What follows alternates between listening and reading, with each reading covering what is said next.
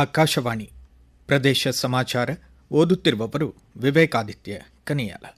ಪ್ರಧಾನಮಂತ್ರಿ ನರೇಂದ್ರ ಮೋದಿ ಅವರು ಮನ್ ಕಿ ಬಾತ್ನ 133ನೇ ಆವೃತ್ತಿಯಲ್ಲಿ ಭಾರತದ ಸೌರಶಕ್ತಿ ಹಾಗೂ ಪವನಶಕ್ತಿ ಕುರಿತು ಪ್ರಖರ ಬೆಳಕು ಚೆಲ್ಲಿದ್ದಾರೆ ಎಂದು ಕೇಂದ್ರ ನವ ಹಾಗೂ ನವೀಕರಿಸಬಹುದಾದ ಇಂಧನಗಳ ಖಾತೆ ಸಚಿವ ಪ್ರಹ್ಲಾದ್ ಜೋಶಿ ಹರ್ಷ ವ್ಯಕ್ತಪಡಿಸಿದ್ದಾರೆ.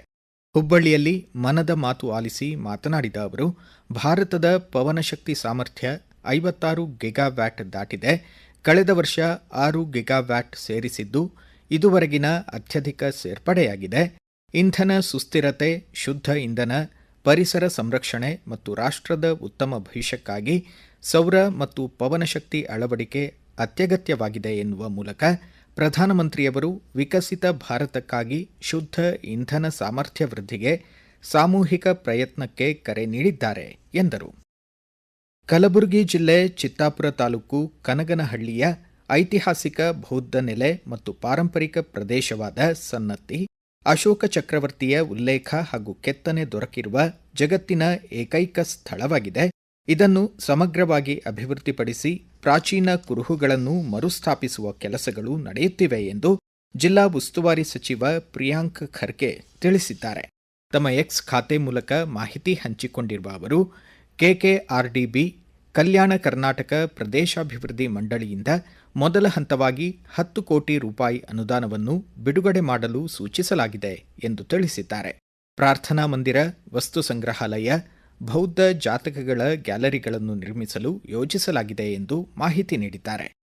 ಹವಾಮಾನ ವೈಪರೀತ್ಯದ ಮಧ್ಯೆ ಈ ವರ್ಷ ಗೋಧಿ ಉತ್ಪಾದನೆ ತೃಪ್ತಿಕರವಾಗಿದೆ.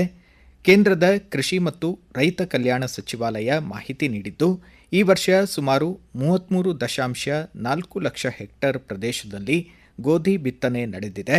ಇದು ಕಳೆದ ವರ್ಷಕ್ಕಿಂತ ಹೆಚ್ಚಾಗಿದ್ದು, ಉತ್ತಮ ಕೃಷಿ ನಿರ್ವಹಣೆ ಹಾಗೂ ಸುಧಾರಿತ ಪ್ರಭೇದಗಳ ಬಳಕೆ ಉತ್ಪಾದನೆಗೆ ನೆರವಾಗಿದೆ ಎಂದಿದೆ. ಫೆಬ್ರವರಿಯಲ್ಲಿ ಕಂಡುಬಂದ ಅಸಾಮಾನ್ಯ ಉಷ್ಣತೆ, ಅಕಾಲಿಕ ಮಳೆ ಮತ್ತು ಆಲಿಕಲ್ಲು ಮಳೆಯ ಪರಿಣಾಮದಿಂದ ಕೆಲವು ಪ್ರದೇಶಗಳಲ್ಲಿ ಬೆಳೆಗಳಿಗೆ ಹಾನಿಯ ಆತಂಕ ಇದ್ದರೂ ಒಟ್ಟಾರೆ ಉತ್ಪಾದನೆ ಮೇಲೆ ದೊಡ್ಡ ಮಟ್ಟದ ಹೊಡೆತ ಬಿದ್ದಿಲ್ಲ ಎಂದು ಸಚಿವಾಲಯ ತಿಳಿಸಿದೆ. ಧಾರವಾಡ ಜಿಲ್ಲಾ ಆರೋಗ್ಯ ಮತ್ತು ಕುಟುಂಬ ಕಲ್ಯಾಣ ಅಧಿಕಾರಿಗಳ ಕಚೇರಿ ಆವರಣದಲ್ಲಿ ನೂತನವಾಗಿ ನಿರ್ಮಿಸಿದ ಲಸಿಕಾ ಉಗ್ರಾಣ ಕೇಂದ್ರವನ್ನು ಕೇಂದ್ರ ನವ ಮತ್ತು ನವೀಕರಿಸಬಹುದಾದ ಇಂಧನಗಳ ಖಾತೆ ಸಚಿವ ಪ್ರಹ್ಲಾದ್ ಜೋಶಿ ಹಾಗೂ ಆರೋಗ್ಯ ಮತ್ತು ಕುಟುಂಬ ಕಲ್ಯಾಣ ಇಲಾಖೆ ಸಚಿವ ದಿನೇಶ್ ಗುಂಡೂರಾವ್ ಜಂಟಿಯಾಗಿ ಉದ್ಘಾಟಿಸಿದರು.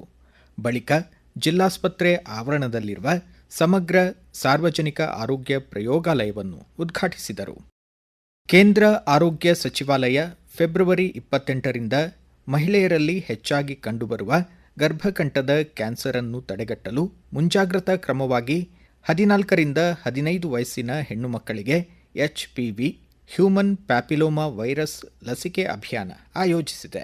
ಉತ್ತರ ಕನ್ನಡ ಜಿಲ್ಲೆಯ ಆರೋಗ್ಯ ಕೇಂದ್ರಗಳಲ್ಲಿ ಒಟ್ಟು 90 ದಿನಗಳ ಉಚಿತ ಲಸಿಕಾ ಅಭಿಯಾನ ಜಾರಿಯಲ್ಲಿದೆ. ಈ ಕುರಿತು ಪ್ರದೇಶ ಸಮಾಚಾರಕ್ಕಾಗಿ ಮಾಹಿತಿ ನೀಡಿದ್ದಾರೆ ಜಿಲ್ಲಾಧಿಕಾರಿ ಲಕ್ಷ್ಮೀ ಪ್ರಿಯಾ.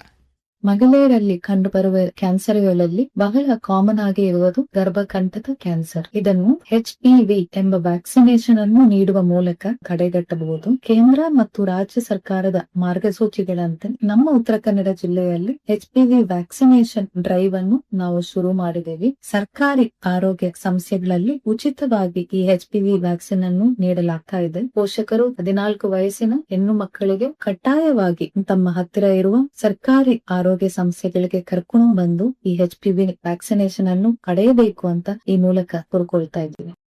PUC ವಿಜ್ಞಾನ ವಿಷಯ ಅಭ್ಯಸಿಸಿದ ವಿದ್ಯಾರ್ಥಿಗಳಿಗೆ ಕೃಷಿ ಮತ್ತು ತೋಟಗಾರಿಕೆ ವಲಯದಲ್ಲಿ ವಿಪುಲ ಅವಕಾಶಗಳಿವೆ ಎಂದು ದಾವಣಗೆರೆ ಗಾಂಧಿ ಕೃಷಿ ವಿಜ್ಞಾನ ಕೇಂದ್ರದ ತೋಟಗಾರಿಕೆ ತಜ್ಞ MG ಬಸವನಗೌಡ ತಿಳಿಸಿದ್ದಾರೆ.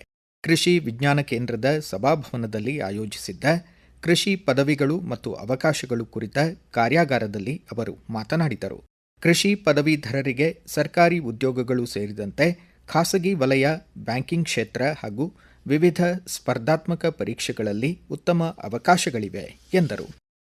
ಇಂಧನ ಖಾತೆ ಸಚಿವ KJ ಜಾರ್ಜ್ ನಾಳೆ ಕಾರವಾರಕ್ಕೆ ಭೇಟಿ ನೀಡಲಿದ್ದಾರೆ. ಬೆಳಗ್ಗೆ 11:45ಕ್ಕೆ ಜಿಲ್ಲಾ ಪಂಚಾಯಿತಿ ಸಭಾಂಗಣದಲ್ಲಿ ಪ್ರಗತಿ ಪರಿಶೀಲನಾ ಸಭೆ ನಡೆಸಲಿದ್ದಾರೆ. ಇಲ್ಲಿಗೆ ಪ್ರದೇಶ ಸಮಾಚಾರ ಮುಕ್ತಾಯವಾಯಿತು. ನಮ್ಮ ಮುಂದಿನ ರಾಷ್ಟ್ರೀಯ ವಾರ್ತಾ ಪ್ರಸಾರ ಮಧ್ಯಾಹ್ನ 1:10 ನಿಮಿಷಕ್ಕೆ.